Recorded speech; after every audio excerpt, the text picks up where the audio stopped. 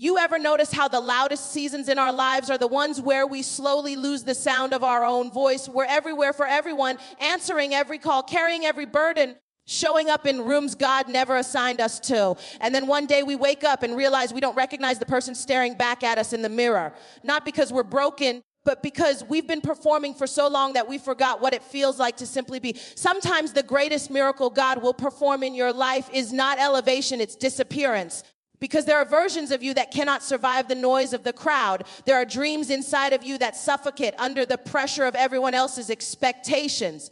And the truth most people don't want to admit is that finding yourself often requires walking away from the places where everyone else thought they knew you. So tonight I came to talk to the people who feel the pull to step back, the ones who know there is more inside of them, but the world around them is too loud to hear it. Because disappearing is not quitting, it's not failure. Sometimes disappearing is the most courageous act of faith you will ever perform because it means trusting that God can rebuild you in the quiet. There is a kind of isolation that wounds you, and then there is a kind of isolation that heals you. The world teaches us to fear being alone. It tells us that if the room gets quiet, if the phone stops ringing, if people stop calling our name, something must be wrong with us. But God often works in the opposite direction of culture. Culture celebrates visibility, but transformation usually happens in invisibility. Many of us have spent years trying to be seen. We worked harder, posted more, talked louder, stayed busier, hoping that if we could just get enough validation from the outside, we would finally feel secure on the inside. But the problem with living for visibility is that applause can drown out your calling.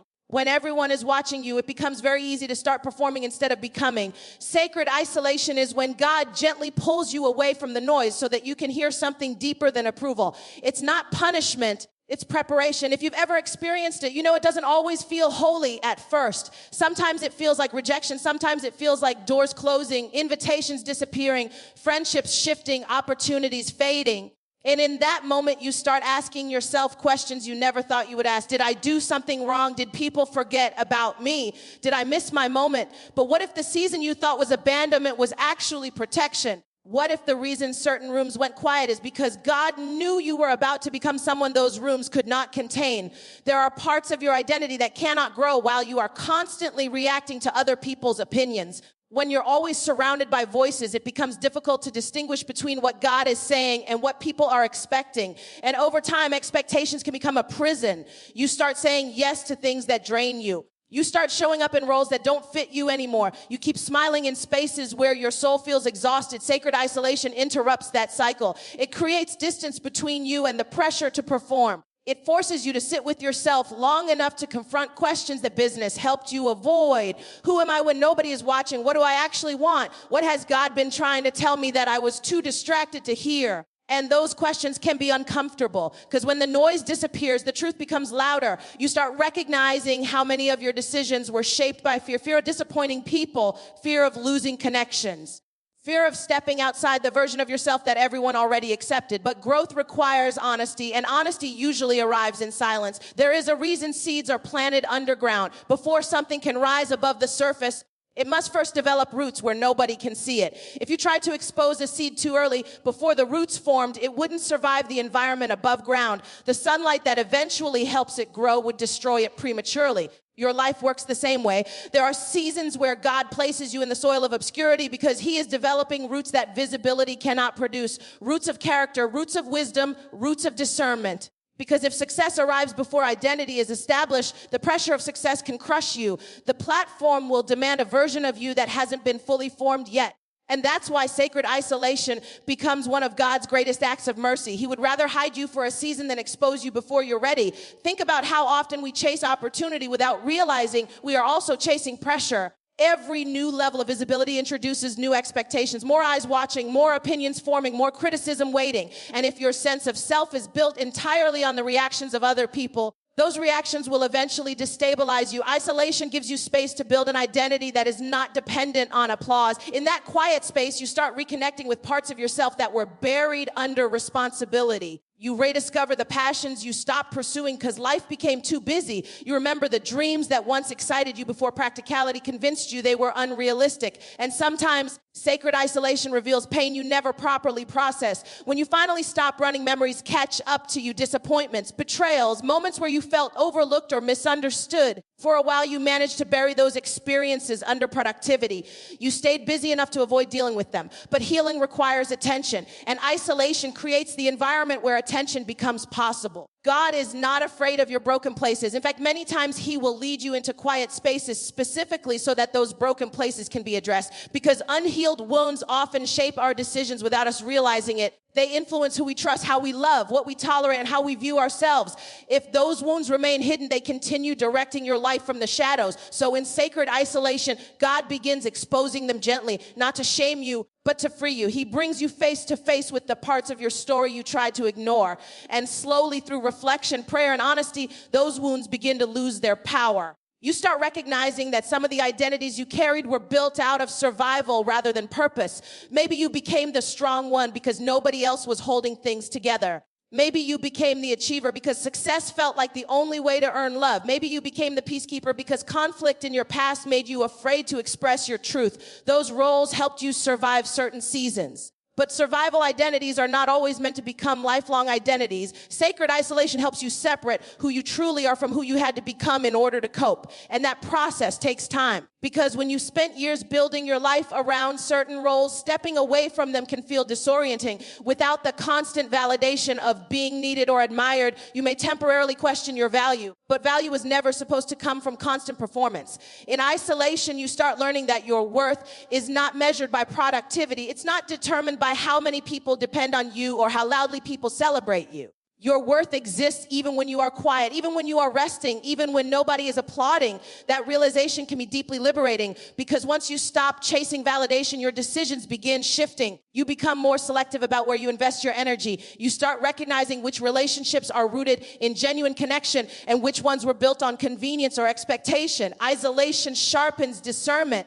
When you are constantly surrounded by people, it becomes easy to confuse proximity with alignment. Just because someone has been around you for a long time doesn't necessarily mean they are meant to accompany you into your next season. Sometimes familiarity keeps us attached to environments that no longer support our growth. Sacred isolation creates enough distance for you to evaluate those connections honestly. You begin asking different questions. Do the people in my life encourage the person I am becoming? Or do they only celebrate the version of me they are comfortable with? Do these spaces challenge me to grow? Or do they quietly pressure me to remain the same? Those questions are not about judgment. They are about clarity. Because the truth is, every transformation eventually requires adjustment in your environment. When your mindset changes, your conversations change. When your priorities shift, your schedule shifts, and sometimes those changes naturally create distance between you and people who were accustomed to the previous version of you. That can feel painful. Humans are wired for connection, and letting go of familiar dynamics is rarely easy. But sacred isolation teaches you that loneliness and alignment are not the same thing. You can be surrounded by people and still feel deeply alone if those people only recognize a version of you that no longer exists. And you can be physically alone while feeling deeply aligned if that solitude is reconnecting you with yourself. Isolation becomes sacred when it leads you back to authenticity. In that space, you stop editing yourself to meet expectations. You stop shrinking certain parts of your personality just to make others comfortable. You stop exaggerating other parts just to gain approval. You begin practicing honesty with yourself first. Honesty about what excites you, honesty about what drains you, honesty about what you truly believe. And the more honest you become, the more confident you feel navigating the world again. Because authenticity removes the constant pressure of maintaining image. Images require maintenance. Authenticity requires courage. When you return from sacred isolation, you often carry a quieter confidence. Not the loud confidence that needs constant validation, but the steady confidence that comes from self-awareness. You know who you are. You know what matters to you. You know what you're no longer willing to compromise. There are moments in life when it feels like everything you worked for suddenly goes quiet. Doors that once opened easily begin to close. Opportunities slow down. Invitations disappear. People who once celebrated you become distant. And in those moments, the first thing the human mind does is assume something went wrong. We start questioning our value. We wonder if we made a mistake, if we disappointed someone, if somehow we missed the path we were supposed to follow. But what if the silence you're experiencing is not rejection? What if it's divine concealment? Because there is a difference between being forgotten and being hidden.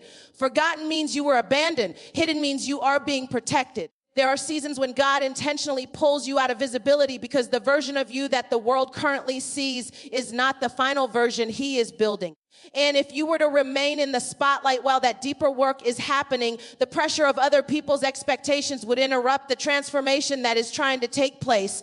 We often imagine elevation as something that happens immediately after preparation. We think if we pray hard enough, work long enough, and remain faithful enough, God will eventually open the door and place us on a platform where everything we carried finally makes sense. But what many people don't talk about is the hidden chapter that often appears right before elevation. It's the chapter where things get quieter instead of louder. You may have noticed this pattern in your own life. There was a season when momentum seemed natural. Your ideas were gaining attention. Your work was being recognized. Your relationships felt aligned, and then suddenly it felt like everything paused. The momentum slowed. At first you tried to push harder. You increased your effort, thinking maybe the slowdown was simply a challenge that required more discipline, but the harder you pushed, the more resistance you felt. And eventually you reached a point where you had to confront the possibility that the slowdown wasn't accidental. Sometimes God slows you down because speed can carry you into spaces your character hasn't fully developed to sustain. Elevation introduces exposure. Exposure introduces scrutiny. When people start paying attention to your life, they also start forming opinions about it. And if your identity is not deeply rooted, the opinions of others can easily begin to shape your decisions. That is why God sometimes chooses to hide you before He elevates you. Hidden seasons are where He strengthens your foundation. They are where He removes the parts of your identity that were built on approval instead of purpose. Because approval is unstable. It changes depending on who is watching, what trends are shifting, and how well you meet the expectations of the moment. Purpose, on the other hand, remains steady even when applause disappears. When God hides you, He is teaching you to remain connected to purpose even when the external validation fades. And that lesson is uncomfortable because most of us didn't realize how much we depended on external affirmation until it disappeared. When people are constantly celebrating you, it becomes easy to believe that their praise is simply recognition of your value. But sometimes praise is just excitement about what you represent in a particular moment. When the moment changes, the excitement fades. Hidden seasons expose whether your identity was built on applause or alignment. During that time, you might feel overlooked. You might feel like others are moving forward while you remain stuck in the same place. Social media becomes a constant reminder of everyone else's progress. Promotions, celebrations, announcements. It seems like the world is accelerating around you while your own story has entered a pause.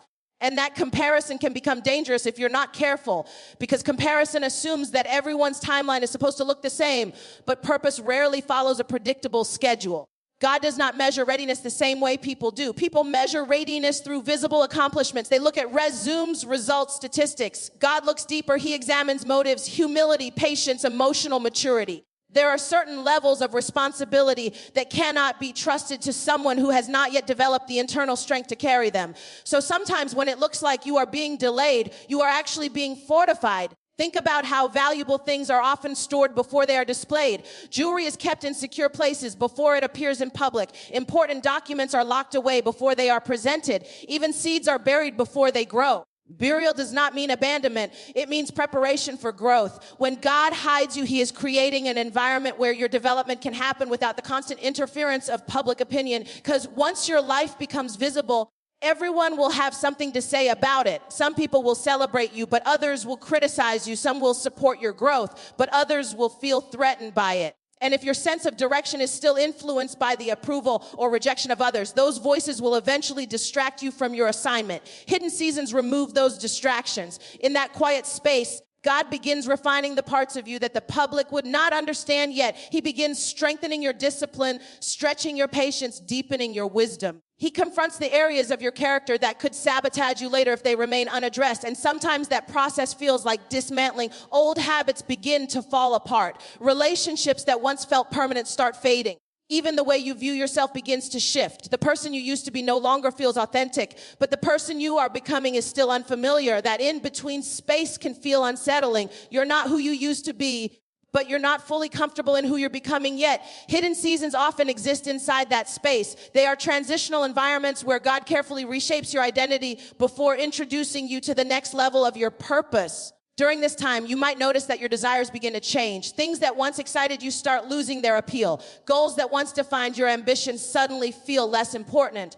And new interests, new visions, New directions quietly begin forming inside your mind. At first, you might question those changes. You might wonder if you are losing motivation or drifting away from the path you originally planned. But sometimes those changes are evidence that your calling is evolving. Growth often requires letting go of ambitions that once felt essential. And letting go is rarely comfortable because we invest so much of our identity into our plans. When those plans shift, it can feel like a personal failure rather than a natural evolution. But God's plans are often larger than the versions we create for ourselves. When He hides you, He sometimes uses that quiet space to expand your perspective. Without the constant pressure of maintaining momentum, you begin reflecting more deeply about your purpose.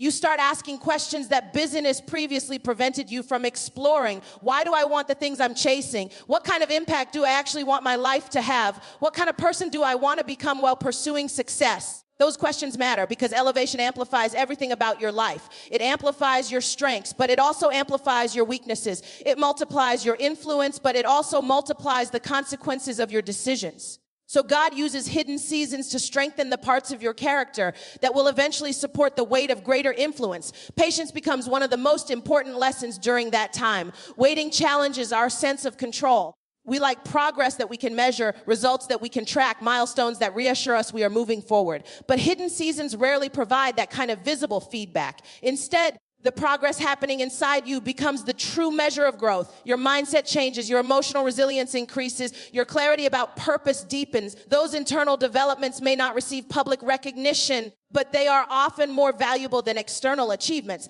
Because when the moment of elevation finally arrives, it is those internal qualities that determine whether you will sustain the opportunity or lose it under pressure. Hidden seasons also teach you humility. When everything in your life is working perfectly, it can be easy to assume that your success is entirely the result of your own ability. You start believing that your strategy, your intelligence, your discipline are the primary reasons for your progress. But when things slow down, you are reminded that control was always an illusion. You begin recognizing how many circumstances in your life were influenced by time and grace and opportunities you did not create yourself. Humility grows from that awareness, and humility becomes essential for sustainable elevation because the higher you rise, the easier it becomes to disconnect from the struggles of the people around you. The higher your platform becomes, the more dangerous arrogance becomes. God often hides people He plans to elevate so that humility remains anchored in their identity. During hidden seasons, you also learn how to remain faithful without recognition. Faithfulness without applause is one of the most powerful indicators of genuine character. Anyone can stay committed when the crowd is cheering, but continuing your work when nobody is watching requires a deeper kind of integrity. You keep showing up, you keep learning, you keep growing, not because the world is celebrating you, but because you understand that purpose does not depend on visibility. And eventually something interesting begins to happen. The quiet that once felt uncomfortable starts becoming peaceful. You begin appreciating the freedom that comes from living outside constant scrutiny. You notice how much clearer your thoughts become when they are not competing with dozens of outside opinions. Your creativity returns, your intuition sharpens, your confidence becomes quieter but stronger, and without realizing it, you are becoming the person who will be able to carry the opportunities you once prayed for. Because when elevation finally arrives, you will not approach it with desperation. You will approach it with preparation. You will recognize that visibility is not the goal, purpose is. Influence is not the destination, impact is. And that understanding will protect you from the traps that destroy many people once they reach success. But hidden seasons are rarely comfortable while you are inside them. There will still be moments when doubt creeps into your thoughts, moments when you question whether the silence around you will ever end, moments when you feel tempted to force doors open just to escape the feeling of being overlooked. Those moments are part of the process. They reveal how deeply you trust the timing of God. They reveal whether your faith depends on constant reassurance or whether it can survive uncertainty. And every time you choose patience instead of panic, every time you resist the urge to rush into spaces you are not prepared for yet, you are strengthening the very qualities that will sustain your future influence. Because elevation is not simply about being seen. It is about being ready for what comes with being seen. Responsibility increases. Expectations grow. Pressure intensifies. The hidden season is where God ensures that when those pressures arrive, they will not break you. There comes a moment in every person's life when you begin to realize that the identity you've been carrying might not actually belong to you. It fits well enough to function in the world, but somewhere deep inside you can feel the tension. It's the quiet discomfort that appears when you look at your life and think, how did I end up becoming this version of myself? Not because you're ashamed of who you are, but because something inside you recognizes that you were shaped by expectations long before you had the maturity to decide who you truly wanted to be. Most identities are not consciously chosen. They are inherited, assigned, or slowly formed through the reactions of the people around us. As children, we learn quickly which behaviors earn approval and which ones create tension. If being responsible earns praise, we become the responsible one. If being funny lightens the mood in a tense household, we become the entertainer. If staying quiet prevents conflict, we become the silent observer. Over time, those patterns turn into roles, and those roles turn into identities. People start describing you in certain ways, and the more often you hear those descriptions, the more you begin to believe they define you. You're the strong one. You're the reliable one. You're the smart one. You're the one who never complains. You're the one who always has everything under control. But identities formed through survival often come with hidden costs. The strong one learns how to carry burdens without asking for help. The reliable one struggles to say no even when exhaustion sets in. The peacekeeper avoids necessary conflict to maintain harmony. The achiever ties their worth to performance and productivity. At first, those identities feel empowering because they give you a sense of place in the world. They help you navigate relationships and responsibilities. But as life evolves, those same identities can become cages. Because when people grow accustomed to a certain version of you, they unconsciously expect you to remain that way. The moment you begin changing, the moment you start expressing needs or boundaries that don't align with the role they assign to you, resistance appears, not always intentionally. Sometimes the people around you are simply responding to unfamiliar behavior, but their reactions can make transformation feel like betrayal. Imagine being known as the person who always sacrifices their own needs for everyone else. People trust you because you are dependable, generous, available. But the day you decide to prioritize your own well-being, suddenly the same behavior that once made you admirable is questioned. People ask what changed. They wonder why you are acting differently. Some might even interpret your growth as selfishness. This is one of the most difficult parts of personal evolution. When you change, you disrupt the expectations that others built around your pre-identity. And if you are not careful, the pressure to maintain those expectations can keep you trapped in a life that no longer reflects who you are becoming. Letting go of the identity the world gave you requires courage because it often involves disappointing people who were comfortable with the old version of you. It requires acknowledging that some of the roles you carried were never meant to be permanent. They were temporary adaptations to circumstances you have now outgrown. For many people, the first step in this process is awareness. You begin noticing the moments when your behavior feels automatic rather than authentic. You catch yourself saying yes when you actually want to say no. You hear yourself agreeing with opinions you don't truly share. You observe how quickly you fall into familiar patterns. Whenever you enter certain environments, awareness creates a small but powerful pause between the role you've been playing and the person you might actually be. And within that pause, questions begin to surface. Who am I when I'm not trying to meet someone else's expectations? What parts of my personality have I hidden because they didn't match the identity people assigned to me? What dreams did I abandon because they didn't fit the narrative others had already written about my life? Those questions can be unsettling because they reveal how much of your identity was shaped by external influence. But they also create an opportunity to reclaim authorship over your own story.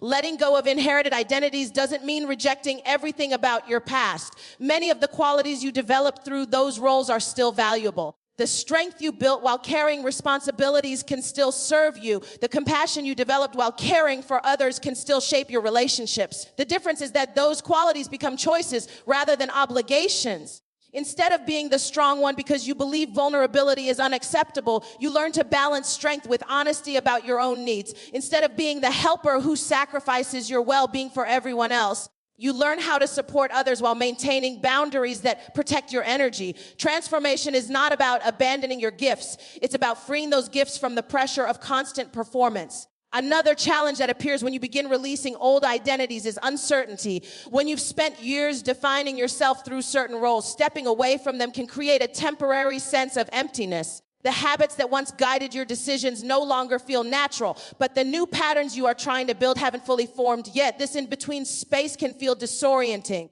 You may find yourself questioning decisions that previously felt obvious. You may struggle to explain your changes to people who expect consistency from you. You may even doubt whether the transformation you are pursuing is necessary. But uncertainty is often a sign that you are exploring new territory within yourself. Growth requires leaving familiar definitions behind before new ones can emerge. During this stage, it becomes important to develop a deeper relationship with your own values. Values are different from roles. Roles depend on the expectations of others. Values come from your internal sense of what matters most in life. When you are clear about your values, decisions become easier even when they disappoint people. If authenticity is one of your values, you will choose honesty even when it disrupts comfortable illusions. If personal growth is one of your values, you will embrace change even when it creates temporary instability. If emotional health is one of your values, you will set boundaries even when others interpret them as distance. Values act as a compass guiding you through the unfamiliar terrain of identity transformation. Another important part of releasing inherited identities is forgiving yourself for the years you spent living inside them. Many people feel regret when they realize how much of their life was shaped by expectations rather than intention. They look back at choices they made and wonder how different things might have been if they had recognized their authentic desires earlier. But self-blame only prolongs the weight of those old identities. You made decisions with the awareness and emotional resources you had at the time. Survival patterns often develop long before we have the maturity to question them. They are responses to environments, relationships, and experiences that shaped our understanding of safety and belonging. Recognizing that truth allows you to approach your past with compassion instead of criticism. You were learning how to navigate life with the tools you had available. Now you are building new tools. Another challenge that arises during this process is the fear of losing connection. Humans naturally desire belonging. We want to feel understood, accepted, and valued by the communities around us. When your identity shifts, there is always a risk that certain relationships may not evolve with you. Some people are deeply attached to the version of you that existed before your transformation began. They may not understand why you are changing. They may interpret your growth as distance or rejection. In some cases, those relationships adjust and deepen as both people adapt to the new dynamic. In other cases, the connection gradually fades because it was built around roles that no longer exist. That reality can be painful, but it also creates space for new relationship aligned with your authentic self. When you stop performing identities designed to meet expectations, the people who connect with you begin connecting with the real version of you rather than the character you once played.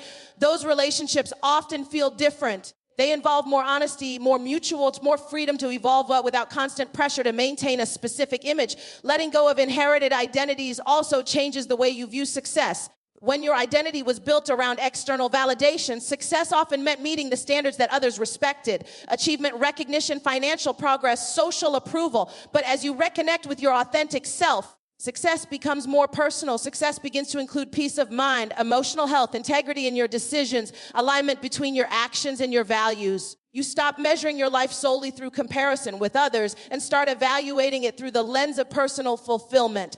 That shift can dramatically alter the direction of your goals. You may pursue work that feels meaningful rather than simply impressive. You may invest time in relationships that support your growth rather than relationships that maintain your reputation. You may prioritize experiences that nourish your spirit rather than activities that maintain appearances. All of these changes represent a deeper level of freedom because the identity the world gives you is often built around predictability. Society tends to reward people who remain consistent with the roles assigned to them. Change disrupts those expectations, and disruption makes people uncomfortable. But authenticity requires disruption. It requires allowing your life to evolve beyond the scripts others wrote for you. It requires trusting that your true identity is not something you must invent from nothing, but something you gradually uncover as layers of expectation fall away. Every time you choose honesty over performance, another layer disappears. Every time you set a boundary that protects your well-being, another piece of the old identity loosens its grip. Every time you pursue a desire that reflects your authentic interests rather than social pressure, you step closer to the person you were meant to become.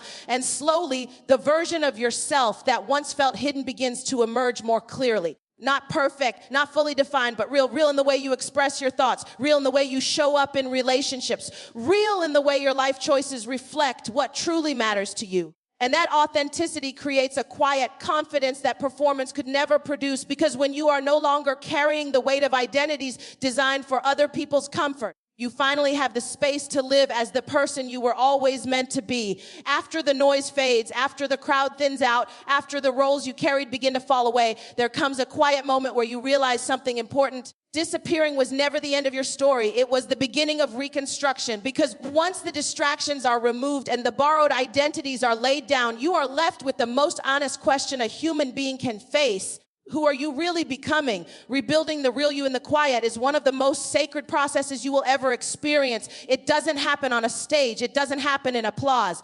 It happens in the private moments when no one is watching and you are forced to meet yourself without the filters of expectation. The world often celebrates visible transformation. People admire the moment someone steps onto a platform, launches a new vision, or publicly announces a new chapter of their life. But the deeper transformation usually happens long before those moments arrive. It happens in the quiet spaces where you learn how to live honestly with yourself. When the noise is gone, you begin hearing your own thoughts more clearly. At first, that clarity can feel overwhelming. You realize how much of your life used to be filled with constant stimulation, conversations, responsibilities, entertainment, obligations. Those things kept your mind busy, but they also kept you from fully confronting your inner world. In the quiet, your inner world becomes impossible to ignore. You start noticing the beliefs you carry about yourself. Some of them are empowering, but others are limiting narratives that developed over years of experience. Maybe somewhere along the way you learned to believe that you were only valuable when you were productive. Maybe you believed that your needs were less important than everyone else's.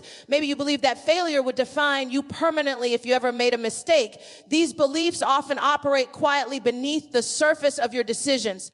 They shape the way you approach opportunities, relationships, and challenges. And if you never pause long enough to examine them, they continue guiding your life without your awareness. Rebuilding yourself requires questioning those beliefs. You begin asking where they came from. Were they shaped by past disappointments? Were they influenced by the expectations of people around you? Were they conclusions you formed during moments of pain when your perspective was limited by emotion? Once you start asking those questions, something powerful happens. The beliefs that once felt absolute begin to reveal their fragility. You recognize that many of them were interpretations rather than facts. That realization opens the door for change. You begin replacing limiting narratives with more truthful ones. Instead of believing that your worth depends on constant achievement, you begin recognizing that your value exists independent of performance. Instead of assuming that vulnerability makes you weak, you begin seeing it as a sign of emotional courage. Each new belief becomes a brick in the foundation of your reconstructed identity. Another important part of rebuilding yourself in the quiet is rediscovering your natural voice. When you have spent years adapting your behavior to meet expectations, it becomes easy to lose touch with your authentic way of thinking and expressing yourself. You might notice this when you try to make decisions about your future. Without the familiar roles guiding you, the options feel wider, but also more uncertain. What do you truly want to pursue? What kind of life actually resonates with your spirit? These questions cannot be answered instantly. They require exploration. In the quiet, you begin experimenting with interests that once lived only in the background of your mind. You revisit passions that you abandoned when responsibilities took over. You allow yourself to be curious again without the pressure to immediately master everything you try. Curiosity becomes an important guide during this stage. When something captures your attention, you follow that interest a little further. You read more about it, practice it, observe how it makes you feel. Over time, patterns begin to emerge. Certain activities energize you, certain ideas excite you, certain environments bring out the best parts of your personality. Those patterns offer clues about the authentic direction of your life. Rebuilding yourself also involves learning how to trust your intuition again. When you have spent years relying on external validation, your ability to trust your own instincts may feel weakened. You became accustomed to checking with others before making decisions, measuring your choices against their approval. But in the quiet, those external voices grow softer, and slowly, your inner voice begins strengthening again. Intuition is not impulsive emotion. It is the quiet sense of alignment that emerges when your mind, values, and experiences begin working together. It helps you recognize when something feels right, even if it cannot be logically explained yet. As you rebuild yourself, you start listening more carefully to that internal guidance. You notice how your body reacts in different environments. Some places create tension in your chest, a subtle signal that something is misaligned. Other environments create a sense of calm clarity that allows your creativity to flow more easily. Paying attention to those signals helps you build a life that supports your authentic well-being. Another aspect of rebuilding the real you is learning the rhythm of rest. In a culture that constantly glorifies business, rest is often misunderstood as laziness or lack of ambition, but genuine rest is not the absence of purpose. It is the restoration of energy required to pursue purpose sustainably. When you are rebuilding yourself, rest becomes essential. You give your mind space to process the changes happening inside you. You allow your emotions to settle after years of constant activity. You create moments where reflection replaces reaction. During those moments, insights begin surfacing naturally. You start understanding patterns from your past with greater clarity. You recognize how certain experiences shaped your worldview. You see how challenges that once felt purely painful also taught you resilience, empathy, and wisdom. This reflection allows you to integrate your past rather than run from it. Your story becomes a source of learning rather than a collection of regrets. Rebuilding the real you also requires patience with your own growth. Transformation rarely follows a straight line. There will be days when your new mindset feels strong and confident, and other days when old habits briefly resurface. That fluctuation is normal. Your brain spent years reinforcing certain patterns, and changing those patterns requires time. Instead of criticizing yourself when you notice old tendencies returning, you simply acknowledge them and gently redirect your behavior toward the values you are now choosing. Consistency gradually strengthens the new identity you are building. Another important dimension of this process is redefining your relationship with failure. When you are discovering who you truly are, mistakes become inevitable. You will try things that don't work, pursue ideas that lose their appeal, and occasionally make decisions that need to be corrected. But failure in this stage is not evidence of incompetence. It is evidence of exploration. Every experience provides information about what aligns with your authentic self and what does not. Each attempt teaches you something valuable about your strengths, preferences, and limitations. When you approach failure with curiosity instead of shame, it becomes a powerful teacher. Rebuilding yourself in the quiet also deepens your relationship with discipline, not the rigid discipline driven by fear of judgment, but the intentional discipline that supports your long-term well-being. You begin creating daily habits that nurture your mental, emotional, and physical health. Maybe that includes moments of reflection each morning, exercise that strengthens your body, learning practices that expand your knowledge. These habits may seem small individually, but over time they shape the direction of your life. Identity is not only formed by dramatic decisions, it is also formed by repeated daily choices. The way you spend your time, the thoughts you allow to dominate your mind, the environments you choose to enter, all of these elements gradually construct the person you become. In the quiet, you gain the clarity needed to make those choices intentionally rather than automatically. Relationships also evolve as you rebuild yourself. When your identity changes, the dynamics of your connections naturally shift. Some people will resonate deeply with the authenticity you are embracing. Others may struggle to understand the changes they see in you.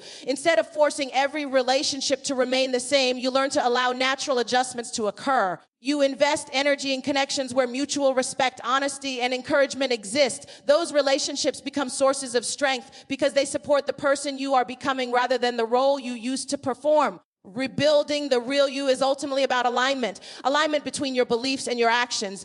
Alignment between your values and your decisions. Alignment between your inner world and your outer life. When that alignment begins forming, something remarkable happens. The constant tension that once existed inside you begins fading. You no longer feel like you are performing a character designed to satisfy expectations. Instead, you move through life with a quiet authenticity that feels stable even in uncertain situations. Confidence grows naturally from that alignment, not the loud confidence that demands recognition, but the grounded confidence that comes from knowing you are living truthfully. In the quiet, you slowly become comfortable with who you are without needing constant reassurance from the outside world. Your sense of identity becomes less dependent on how others perceive you and more rooted in how honestly you live your values. This internal stability prepares you for the moment when life becomes louder again, because eventually, after seasons of reflection and rebuilding, opportunities will begin appearing once more. Doors that once seemed closed will open in new ways. People will notice the clarity and authenticity you carry. But this time, the attention will not define you. It will simply become another environment where the person you discovered in the quiet continues to live, speak, and grow.